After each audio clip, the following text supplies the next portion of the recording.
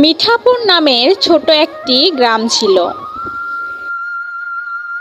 সেই গ্রামে একটি চাষি বাস করত। সে ধান চাষ করত আর খামার করে তার জীবিকা নির্বাহ করত। তার বাড়ির সামনে ছোট একটি মুরগির খামার ছিল। পাশের একটা জঙ্গলে একটা শিয়াল থাকত। চাষির মুরগিগুলির উপর তার শিকারের নজর পড়ে। সে মুরগিগুলিকে চুরি করার সুযোগ খোঁজে। ওরে কত বড় বড় মুরগি! আহা, আমার খাবারের জন্য আর বেশি কষ্ট করতে হবে না। প্রতিদিন রাতে একটা করে মুরগি খেয়ে ক্ষুধা মেটাবো। আজ রাতেই একটাকে ধরে খাবো। সেই দিন রাতে শিয়ালটি সেই মুরগির খামারের কাছে গেল। Yummy, yummy, yummy. ওহ, কি তাজা তাজা মুরগি! আরো একটা ধরে খাই। না থাক, প্রতিদিন একটা করে ধরে খাবো, এতে চাষিও বুঝতে পারবে না।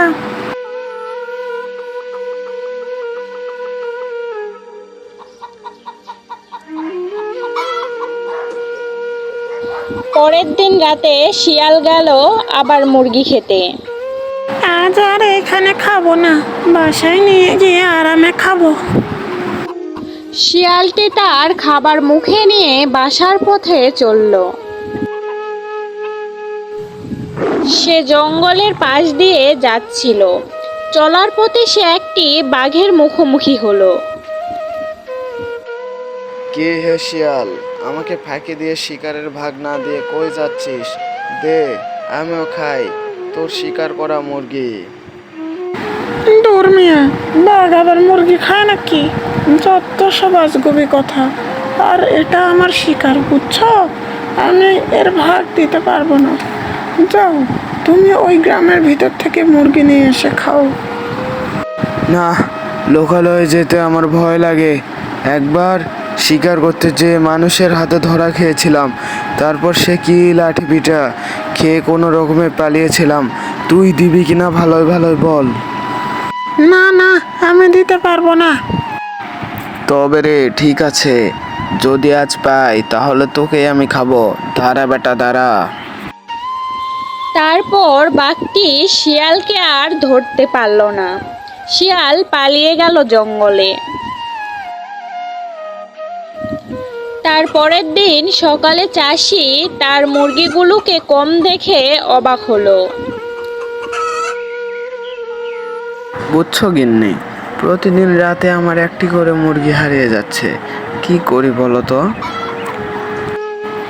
আমি বলি কি, আজ রাতে আমরা একটু জেগে থাকবো, তারপর দেখি কে আসে। যে আসবে তাকে আমরা লাঠি পেটা করবো।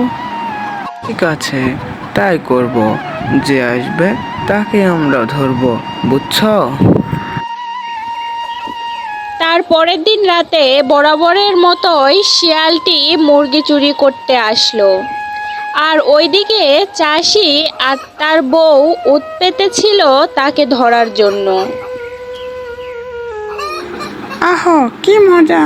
এই যে মেঘনা চাইতে বৃষ্টি, প্রতিদিন একটা একটা করে মুরগি খাচ্ছি। তবে রে বেটা শিয়াল, তুই আজ তোকে ছাড়বো না। বেটা, তুই আমার মুরগি চুরি করে খাস, তোর আজকে রেহাই নেই। ওরে বাবা রে, মরে গেলাম রে, আমি মরে গেলাম রে, কেউ বাঁচা রে। ওরে বাবা রে, ওরে বাবা রে, আমি মরে গেলাম রে, কেউ বাঁচা রে। বাঁচাও, বাঁচাও, কেউ বাঁচাও আমাকে। তোকে আমরা প্রাণে মারলাম না, যা এখন থেকে কখনো এদিকে আসবি না, এমনকি এই বাড়ির আশেপাশেও আসবি না।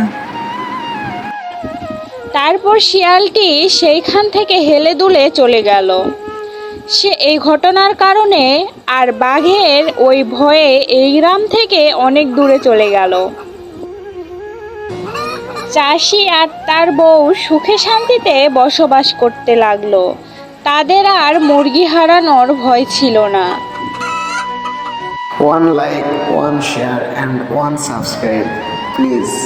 S animation 0.9।